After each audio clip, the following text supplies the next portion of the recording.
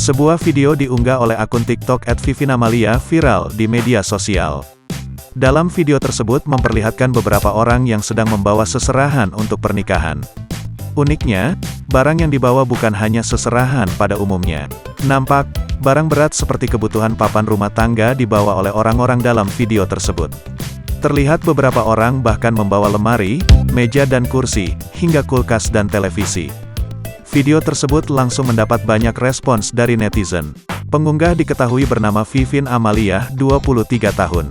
Saat dikonfirmasi oleh Tribun Tanda Hubung Video.com, pada Kamis, tanggal 25 November tahun 2021, ia membenarkan kejadian tersebut.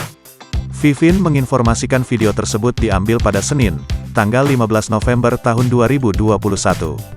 Video itu diambil sekitar tanggal 15 November kemarin Kak, terang Vivin. Lokasi seserahan di video tersebut berada di Brebes, Jawa Tengah. Tepatnya di Desa Salem, Kecamatan Salem, Kabupaten Brebes. Lokasinya ada di Desa Salem, Kecamatan Salem, Brebes Kak, terangnya.